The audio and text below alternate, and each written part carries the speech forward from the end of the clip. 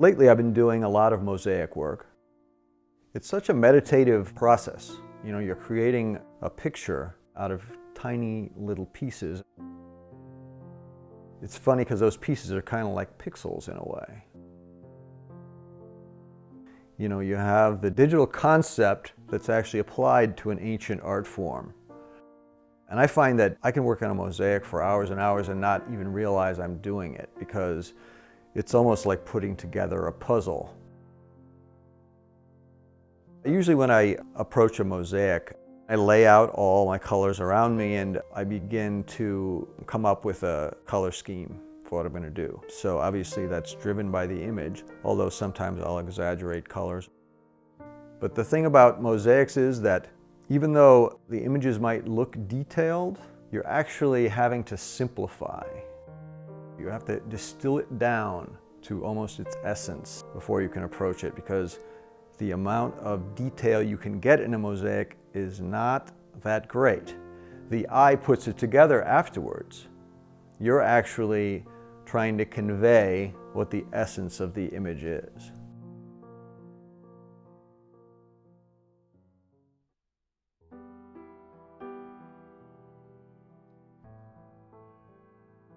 I think illustration is a way of distilling an entire story within one image. I find that when you see a face where the history is written in the face, there's nothing more fascinating than that. Older people are a lot easier to draw because they have a lot of landmarks on their face. So there's something fascinating about it in this youth culture we live in, where it's all about young people. That's a big part of what I'm trying to convey in some of these portraits. I try to constantly mix it up as I go. I have a fear of single colors and single boring areas, swatches of image, so I try to avoid that as much as possible. Whenever I can bring a new color into it, I do. And it may seem chaotic at first, but by the time it's finished, it all visually works together. And I try to avoid just a pure black for dark areas, so I'll work in some purple in there, because there's no such thing as just pure black. Shadows are made up of all different colors. I could work on this one, say, for 5 days, till I get it really where I want it to be. Sometimes I'll stop at a certain point because I think I'm getting a little too obsessive with one detail, and I need to step back a little bit from the work to just make sure that the entire thing is working together as a whole.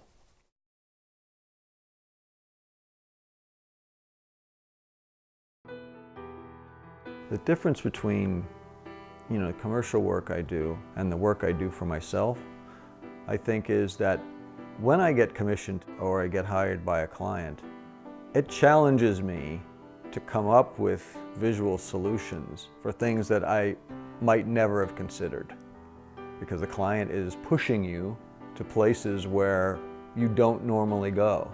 You're doing a give and take with someone who may have, you know, a completely different perspective on what you're doing.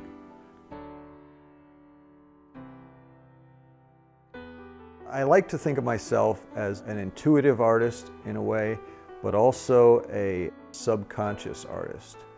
I think art is really an essential part of being human. I think a lot of people, when they grow up, they kind of lose that ability to be creative, and I think it's a mistake. And even though it's a solitary process, the creation of it, at the end, the payoff is I get to share that with the viewers. I think creativity is really an essential part of what makes us human and also what fulfills us as human beings. If I wasn't able to do art every day, I think I'd go mad.